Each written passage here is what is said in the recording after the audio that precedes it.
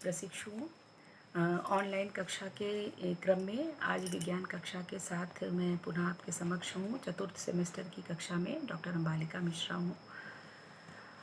जैसा कि मैंने पिछले लेक्चर में आपको पारिस्थितिकी तंत्र और उसके जैविक और अजैविक घटकों के बारे में चर्चा की थी, तो उसी क्रम में आज हमने डिसाइड किया हम लोगों ने कि ऊर्जा का प्रवाह, पारिस्थितिकी तंत्र में ऊर्जा का प्रवाह किस प्रकार से होता है, means the flow of energy in ecosystem, उस पर मैं चर्चा करूँगी। आप सभी जानते हैं कि इस पृथ्वी पर सूर्य ही क्या है, ऊर्जा का आदि स्रोत है। तो इस पूरे ब्रह्मांड में या पूरे पृथ्वी पर जो भी, और उस सौर ऊर्जा को सबसे पहले पृथ्वी पर प्राप्त करने वाले हरे पौधे हैं। और आपको पता है कि हरे पौधों का उपभोग हमारे उपभोक्ता करते हैं। तो ये उपभोग या उत्पादन का यह जो क्रम है, इसमें कहीं न कहीं ऊर्जा का ही स्थानांतरण एक चरण से दूसरे चरण में हो रहा है। तभी इस जीव क्या है, जीवित है, या ये जीव जगत गतिमान है, क्योंकि flow of energy, there is a continuous flow of energy in our ecosystem. इसी वजह से यह ब्रह्मांड में जीव जीवित हैं या विद्यमान हैं। तो अब बात होती है कि उत्पादन क्या है, या नेट प्रोडक्टिविटी क्या है। क्या जितनी सौर ऊर्जा आ रही है पृथ्वी पर वह पूरा एब्जॉर्ब हो जा रही है, या उसका कुछ अंश एब्जॉर्ब हो रहा है। और यदि पेड़ पौधों ने या उत्पादकों ने जो अवशोषित की ऊर्जा का, उसका कितना अंश वो अगले चरण में स्थानांतरित करते हैं। तो ये सारी बातें चर्चा में होंगी आज के लेक्चर में। तो देखिए, सबसे पहली बात है कि कुल उत्पादकता यानी कि ग्रॉस प्रोडक्टिविटी क्या है। ग्रॉस प्रोडक्टिविटी और नेट प्रोडक्टिविटी में अंतर है। ग्रॉस प्रोडक्टिविटी में तो पेड़ पौधों ने ऊर्जा सूर्य से प्राप्त की, लेकिन क्या वह पूरी ऊर्जा अगले चरण में या नहीं ट्रांसफ़र हो रही है, हम जान रहे हैं। तो जो ऊर्जा की क्षति हो रही है एक चरण से दूसरे चरण में जाने पर, उसको यदि हम कुल उत्पादकता में से लॉस ऑफ एनर्जी को अगर हम माइनस कर देते हैं, तो हम क्या प्राप्त करते हैं, नेट उत्पादकता या नेट प्राइमरी प्रोडक्टिविटी हमें मिलती है।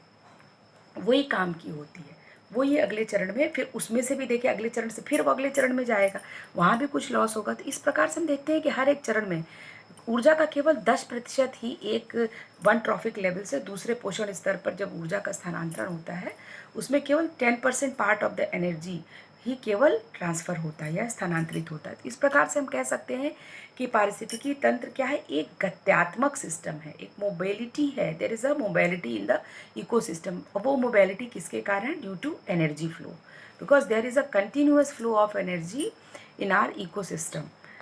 तो इसे ही हम एनर्जी फ्लो या ऊर्जा का प्रवाह कहेंगे।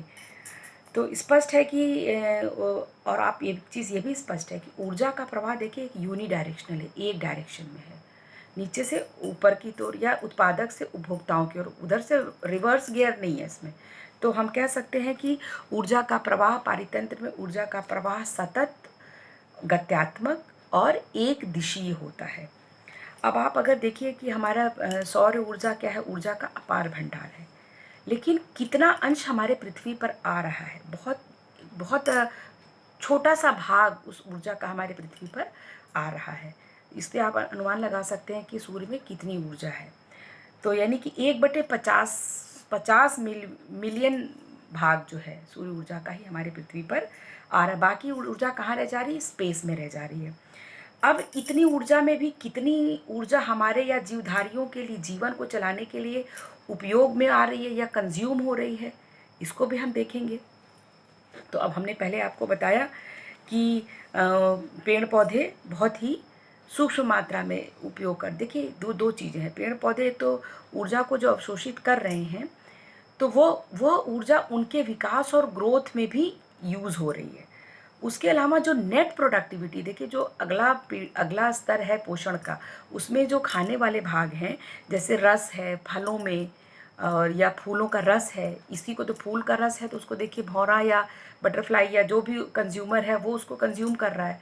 तो उस तो वो उसको जितनी ऊर्जा मिल रही है फूलों के रसों के माध्यम से, या जो ऐसे जीव जो फूलों पेड़ों का फल खा रहे हैं, या फल के रस कह लीजिए या फूल के रस के माध्यम से, यह एक उदाहरण है, के माध्यम से कितनी ऊर्जा उन्हें प्राप्त हो रही है।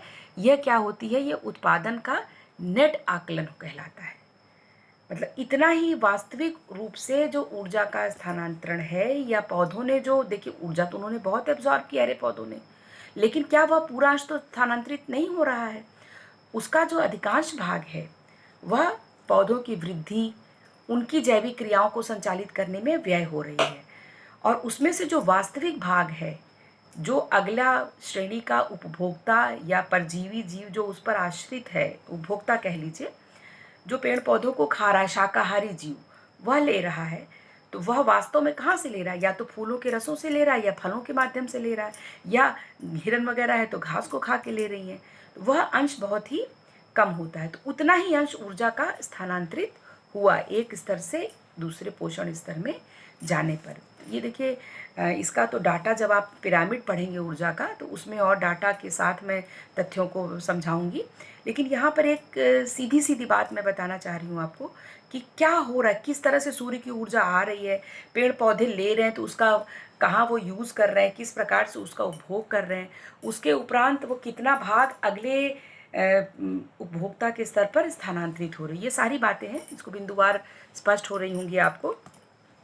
तो अब हमने बताया आपको कि पारितंत्र में ऊर्जा का प्रवाह हो रहा है, तो उसमें किन किन बातों का, हमें जो ऊर्जा का प्रवाह होता है तो उसमें किन बातों का ध्यान रखना पड़ता है। कि देखिए, सबसे पहली चीज़ की उत्पादक जो होते हैं सौर ऊर्जा को अवशोषित करने व परावर्तित करने की क्षमता रखते हैं।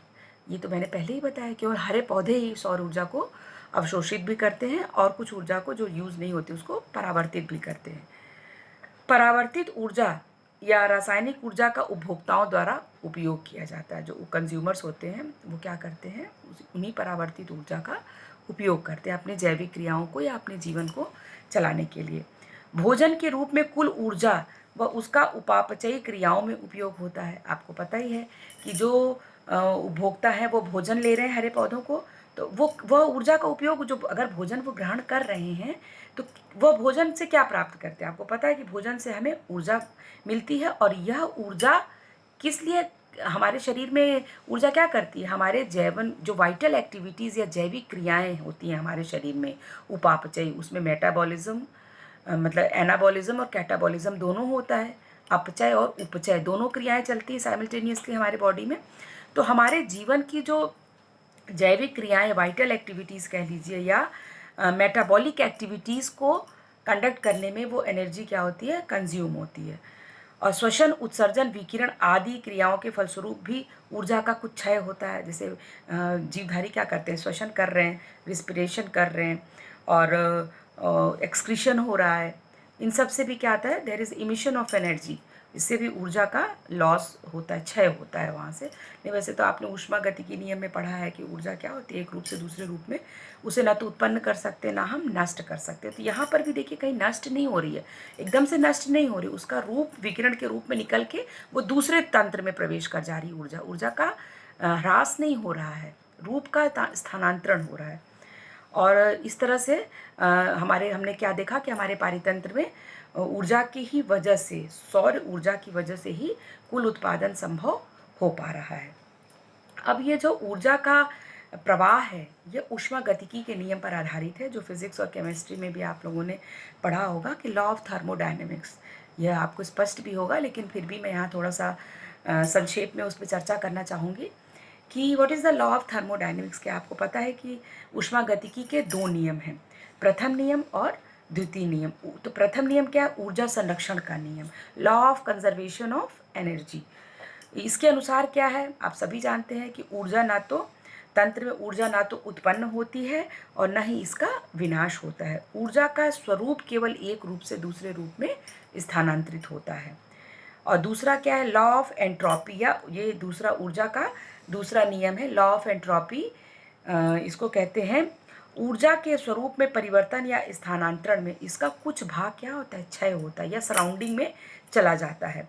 और इससे क्या होता है, वायुमंडल में ऊर्जा डिस्पर्स हो जाती है एक तरह से, या विसरित हो जाती है, डिफ्यूज़ हो जाती है। जब ट्रांसफ़र हो रहा है, that there is a transformation of energy from one form to another form. ये आप जान रहे हैं कि ऊर्जा का रूपांतरण एक रूप से दूसरे रूप में हो रहा है। इस रूपांतरण के दौरान हमारे वायुमंडल या हमारे परिवेश में कुछ ऊर्जा विसरित हो जाती है। तो इसे ये क्या है, ये लॉ ऑफ एंट्रोपी है, विसरित हो जाती है। तो इससे क्या होता है, इसमें 60% ऊर्जा उपापचयी क्रियाओं में प्रयुक्त होती है। तो जो विसरित हुई इसमें से 60% ऊर्जा क्या होता है, उपापचयी मेटाबॉलिक जो मैंने पहले बताया उसमें विसरित होती है, और शेष ऊर्जा का ह्रास होता है। प्रतिवर्ष अपघटन में बहुत कम, इस तरह से क्या हम देखते हैं कि देखिए हम विभिन्न चरणों की बात किए थे, शाकाहारी, फिर द्वितीयक, फिर तृतीयक, सर्वाहारी, उसके बाद अपघटनकर्ता की बात आती है। तो अपघटनकर्ताओं तक पहुँचते पहुँचते यह ऊर्जा की मात्रा बहुत कम रह जाती है। तो अगर हम वर्ष भर में बात करें तो प्रतिवर्ष अपघटन की बहुत कम मात्रा होती है, क्योंकि ऊर्जा इस स्तर पर बहुत कम पहुंचती है। मैंने बताया कि एक स्तर से दूसरे स्तर में जाने पे देखिए कुछ तो उस स्तर का जो उपभोक्ता जिसने ग्रहण किया है, चाहे वो शाकाहारी हो या मांसाहारी हो, वह अपनी मेटाबॉलिक एक्टिविटीज़ को संचालित करने के लिए कुछ ऊर्जा का उपयोग करता है। कुछ ऊर्जा स्थानांतरित होते समय वायुमंडल में विसरित हो जाती है। तो इस प्रकार से क्या होता है कि जब आप पोषण स्तर पढ़ेंगे और पिरामिड, तो उसमें आप देखेंगे कि केवल 10% पार्ट ऑफ द एनर्जी, केवल ऊर्जा का 10% भाग ही एक पोषण स्तर से दूसरे पोषण स्तर में जाता है। तो इस प्रकार से हम देखते हैं कि अंत में जो अपघटनकर्ता हमारे रहते हैं वहाँ तक ऊर्जा का बहुत कम मात्रा पहुँच पाती है। और पारिस्थितिकी तंत्र में ऊर्जा का प्रवाह एक दिशीय होता है, डायनेमिक होता है। ये सारी बातें मैं आपको बता चुकी हूँ। और एनर्जी फ्लो पर कुछ मॉडल्स भी बनाए गए हैं कि मॉडल्स में अगर हम बात करें तो ओडम के मॉडल हैं, ऊर्जा प्रवाह का सर्वव्यापी प्रतिरूप मॉडल है, जिसको universal model of energy flow, इसको ओडम ने दिया था। यही सर्वमान्य है। 1983 में ओडम वैज्ञानिक ने, ये भी पर्यावरणविद थे, इन्होंने दिया है ऊर्जा का सर्वव्यापी मॉडल। इन्होंने कहा कि देखिए ऊर्जा प्रवाह के साथ साथ there is a flow of energy, ये यूनिवर्सली ये बात प्रूव हो गई है, ट्रुथ है। तो क्या हो रहा है कि ऊर्जा के प्रवाह के साथ साथ प्रत्येक स्तर पर ऊर्जा कम भी होती, लॉस ऑफ, बताया ना मैंने कि ऊर्जा विसरित हो रही है। तो यही लॉ, जो यही नियम है, प्रत्येक स्तर पर ऊर्जा कम होती है, जिसके फलस्वरूप सबसे अंतिम स्तर पर ऊर्जा का न्यूनतम भाग ही पहुंच पाता है। यह ऊर्जा ही श्वसन, रिस्पिरेशन यानी कि गति, मूवमेंट के में प्रयोग की जाती तथा शेष भाग उत्पादन यानी प्रोडक्शन के लिए यूज़ होता है। तो यही जो मॉडल है ऊर्जा का प्रवाह सर्वव्यापी प्रतिरूप यानी कि universal model of energy flow, यही ओडम द्वारा दिया गया, यह सर्वमान्य है। और यूनिडायरेक्शनल मॉडल भी हम मान सकते हैं, क्योंकि भाई ये बात तो मैंने पहले ही आपको स्पष्ट की कि ऊर्जा का प्रवाह सदैव क्या है, एक दिशीय हो रहा है, बैक एयर में नहीं होना है। There is no provision of कि नीचे के अपर मतलब अपघटनकर्ता से अब उत्पादक की तरफ ऊर्जा का प्रवाह नहीं होगा। ऊर्जा सदैव सूर्य से हरे पौधों में, हरे पौधे से शाकाहारी जीवों में यानी प्रथम श्रेणी के उपभोक्ता, उनसे द्वितीय श्रेणी के मांसाहारी जीवों में, और द्वितीय श्रेणी के मांसाहारी जीवों से उच्च श्रेणी के सर्वाहारी जीवों में, और उन्हीं के मृत कोशिकाओं के उपरांत वह अपघटनकर्ता में। तो यही फ्लो है, यही क्रम है ऊर्जा का प्रवाह का हमारे पारितंत्र में। तो ये आज के लिए आपका फ्लो ऑफ एनर्जी में समझती हूँ स्पष्ट हुआ होगा कि देखिए दो चीज़ें मैं फिर से समराइज कर रही हूँ, 2-3 चीज़ें ही आपको ध्यान रखनी है कि ऊर्जा का कभी लॉस नहीं होता है, पहली चीज़। हाँ, ऊर्जा का स्थानांतरण एक पोषण स्तर से दूसरे पोषण स्तर में हो रहा है, और उसमें कुछ भाग ऊर्जा का वो विसरित हो रहा है, हमारे लॉस नहीं हो रहा है, ह्रास हो रहा है, कमी आ रही है ऊर्जा के ट्रांसफ़र में कमी आ रही है। ह्रास मीन्स लॉस, नॉट डिस्ट्रॉय। देखिए लॉस एंड डिस्ट्रॉय में फ़र्क है। ऊर्जा का संरक्षण का नियम क्या कहता है कि ऊर्जा का हम ना तो neither can be created nor be destroyed, ये बात है ना कि ना हम ऊर्जा को बना सकते हैं ना उसका हम क्षरण कर। लेकिन जब एक पोषण स्तर से दूसरे पोषण स्तर में ऊर्जा स्थानांतरित हो रही है तो वहाँ पे कुछ मात्रा में ऊर्जा हमारे परिवेश में ही या वायुमंडल में विसरित हो जाती है। इससे उसकी मात्रा में ह्रास होता है, कमी आती है, लेकिन डिस्ट्रॉय नहीं होता, नष्ट नहीं होता। इस तरह से हम देखते देखते क्या करते हैं, जो हमारी जो खाद्य श्रृंखला का जो अंतिम चरण है, जहाँ पर हम अपघटनकर्ता की बात करते हैं, वहाँ जाते जाते ऊर्जा बहुत कम मात्रा में रह जाती है। तो इस प्रकार से हम कह सकते हैं कि हमारे पारितंत्र में ऊर्जा का प्रवाह सदैव यूनिडायरेक्शनल होता है। तो आज की कक्षा के लिए इतना ही, अगली कक्षा में पुनः धन्यवाद।